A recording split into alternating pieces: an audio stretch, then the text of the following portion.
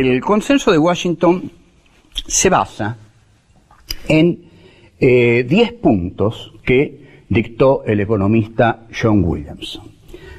Como todos saben, la caída del muro de Berlín se produce en 1989 y ahí el capitalismo norteamericano hegemonizado por Estados Unidos, es decir, el occidente capitalista, triunfa el neoliberalismo. Indudablemente Occidente siente que ha ganado la Guerra Fría, y ha ganado la Guerra Fría. Al ganar la Guerra Fría, la economía de Occidente es la economía liberal. Todo esto se muestra como un gran triunfo de la libertad, como un gran triunfo de la humanidad. Entonces, siempre que un gran poder, llega a un momento de la historia en que se consolida, en que derrota a su adversario, declara por terminada la historia. Esto ya lo hizo Hegel en 1831, se lo hizo para Federico de Prusia, la monarquía prusiana. Hegel dijo: la historia ha terminado.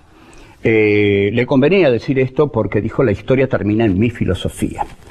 Hegel no era modesto, ni tenía por qué serlo. Ahora bien, Fukuyama es el que dice: ha terminado la historia con la caída del muro y el neoliberalismo. Ahora, ocurre algo muy particular. No puede terminar la historia para Estados Unidos, porque Estados Unidos, y sobre todo Estados Unidos y la fuerza más poderosa que tiene, el complejo militar industrial, necesita hipótesis constantes de conflictos. Entonces, desde 1941 que Estados Unidos no declara una guerra, entonces no las declara, pero las necesita. Como las necesita tanto, ya no las declara. Porque para mantener un complejo militar como ese, es necesario guerras e hipótesis de conflicto constante. Dwight Eisenhower, que fue presidente de los Estados Unidos, cuando se retira de la presidencia, da un discurso memorable en 1961, en el que advierte que el desarrollo del complejo militar industrial, que el desarrollo de la economía basada únicamente en la industria de armamentos es anómalo, es decir, no es normal ni es sano. Eisenhower dice que la industria militar no puede ser el eje de la economía. Eisenhower advierte y dice algo muy sensato, que es que lo dijimos, pero lo repetimos brevemente, que el complejo militar industrial podrá dar seguridad, pero que la seguridad siempre viene cobrándose la libertad de los ciudadanos. Entonces, aquí tenemos. Fukuyama dice que la historia terminó, pero el complejo militar industrial necesita que continúen existiendo las hipótesis de conflicto, o sea, las guerras. Aparece entonces el señor Huntington, que escribe un libro que se llama El choque de civilizaciones, en el cual Huntington demuestra que el nuevo y gran enemigo de Estados Unidos es el Islam. El Islam, así, a secas, el Islam. Todo esto contribuye a disparar la guerra del Golfo y luego la de Afganistán, etc. Ahora, tengamos en cuenta que lo que hace despegar la guerra de Afganistán, la invasión a Irak, es el atentado a las Torres Gemelas. Ahora, ¿qué hace Estados Unidos con América Latina? Que es siempre lo que ellos llaman su patio trasero. Gracias, muy amable. Entonces, lo que hace con América Latina es tener gobiernos títeres, como el de Carlos Saúl Menem. América Latina se transforma en un lugar de experimentación. La experimentación consiste en Estado mínimo y mercado desregularizado. Estas son las dos consignas fundamentales del Consenso de Washington. El economista John Williamson, que es el que diseña el Consenso de Washington en sus 10 puntos fundamentales, parece que no ha quedado muy satisfecho de permanecer así ante la historia. Y bueno, mijo, así va a permanecer. Aguántese. Él dice que tiene teorías más sofisticadas, que tiene libros más importantes. Uno es las cosas que hace. Usted hizo esto, ahora su vida quedará aquí cosificada. Usted, Williamson, va a ser para siempre el Consenso de Washington, lo lamentamos. El punto 1 del señor Williamson, le guste o no, impone la disciplina presupuestaria. ¿Qué es la disciplina presupuestaria? Es el gasto sobre todo estatal. Entonces, el Estado debe reducir todos sus gastos, con lo cual el Estado debe reducirse, debe llegar a ser un Estado mínimo. Como lógica conclusión o resultado de los 10 puntos de Williamson, aparece una metáfora que el gobierno de Menem se encarga de impulsar y los economistas que están a su alrededor, Cavallo, Alzogaray un poquito más atrás, pero fundamentalmente, Domingo Cavallo, que es un agente de los capitales internacionales, comienzan a hablar de la metáfora del derrame. Empiezan a hablar del derrame. ¿Qué es el derrame? El derrame es que cuando la copa, ¿no? Identifican al país con una copa. Que cuando la copa se llene, es decir, cuando los poderosos queden saciados, la copa se va a derramar. Y cuando se derrame, de ese derrame podrán beber los pobres, la clase media pobre, los desdichados, los que no tienen trabajo, los que el Estado ha dejado a un costado, digamos. Es una teoría que económicamente se expresa así. Primero hay que regular la macroeconomía. Una vez que la macroeconomía esté bien regulada, se podrá ir a la microeconomía, que es la de la gente. La gente. Sencillamente, la microeconomía y el mercado interno somos nosotros. Cuando los poderosos toman el poder, para ellos lo principal es la macroeconomía y los mercados externos, o la inversión de capitales externos, que no tiene nada que ver con nosotros, sino que tiene que ver con los poderosos. O sea que habría dos formas de orientar una economía. O darle más importancia a la microeconomía, que va a favorecer a los desfavorecidos, o vienen los poderosos y le dan más importancia a la macroeconomía, y cuando la macroeconomía está establecida, aquello que sobra va a ir para el pueblo. Es una concepción un tanto oligárquica. ¿Por qué oligárquica? Porque oligarquía quiere decir gobierno de pocos. Así de simple, no es un insulto oligarquía.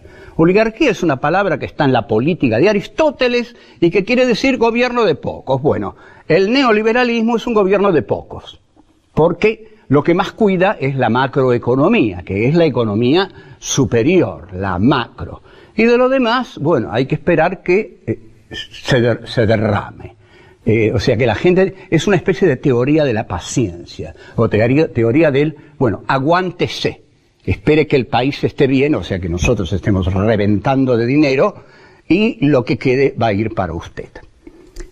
Para esto hay que reorientar el gasto público. Esto quiere decir que hay que reorientar el gasto público, quiere decir que, bueno, que hay que reorientarlo en el sentido de las necesidades de la población.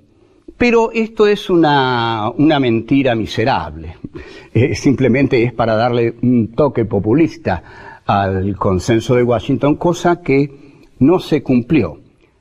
Además, se privatizó la salud y la educación, y esto sí que es terrible, porque cuando se privatiza la salud, cuando se privatiza la educación, es porque la salud y la educación van a ser para pocos, para los que puedan pagarla. En cambio, cuando la salud y la educación quedan en manos del Estado, son para todos. Hay una reforma fiscal, por supuesto. La reforma fiscal significa que los impuestos van a ser manipulados de tal forma que a los poderosos no se les van a cobrar impuestos especiales, sino moderados o incluso los mismos impuestos que se le cobran a los pobres, lo cual es una barbaridad, porque si uno le cobra a la General Motors, los mismos impuestos que a la carnicería de Pepito, la carnicería de Pepito dura 2 o 3 días más y se acabó. Y lógico, ya no hay carnicerías de Pepito, hay grandes supermercados. Todo eso murió, todo eso lo mató el neoliberalismo. Luego, el concepto de redistribución, dice este señor John Williamson, que debe ser paralelo al ingreso. Entonces, el dinero se termina redistribuyendo entre los grandes capitalistas, con lo cual los grandes capitalistas siguen teniendo muchísimo dinero para hacer sus grandes negocios y los pobres no pueden mostrar ingresos importantes, casi no pueden mostrar ingresos. En consecuencia, son abandonados a su suerte, que es muy triste. El cuarto punto es el de la desregulación financiera. El quinto es el tipo de cambio competitivo y libre. Y el sexto es comercio libre entre naciones. Brevemente, la desregulación financiera implica que el acceso a la financiación es igual para todos. Mientras que en el estado de bienestar hay siempre una preferencia del crédito encauzado hacia las pequeñas y medianas empresas que tienen que competir con los monopolios.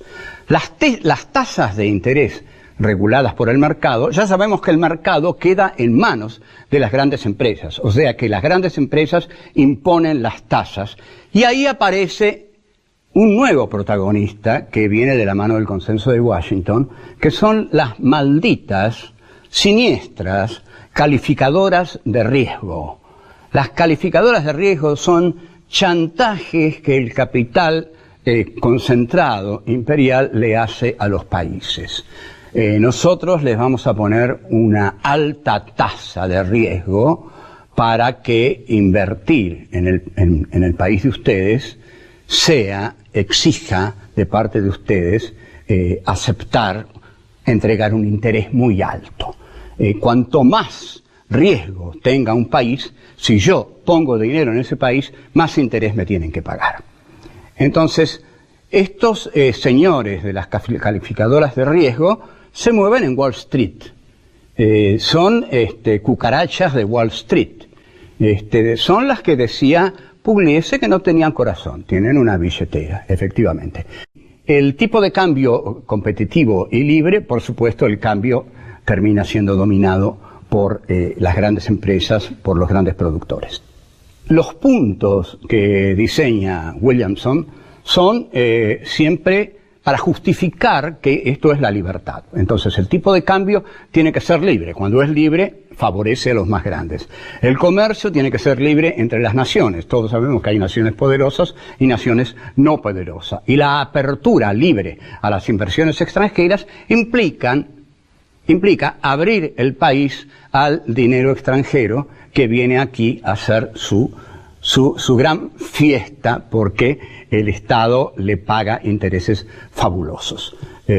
Todo lo que hemos visto, privatización de empresas públicas, implica que las empresas públicas se venden, los mercados se desregulan, son libres tal como el poder lo quiere y el poder pide seguridad en los derechos de propiedad. Esto es muy notable porque piden libertad para el capital, que el capital entre donde quiera y entra al país y se compra lo que quiera, pero a la vez quiere que figure claramente que el Estado no puede intervenir en la economía. Entonces, el Estado queda fuera de las decisiones económicas que quedan en manos de los banqueros de aquí y de los organismos internacionales.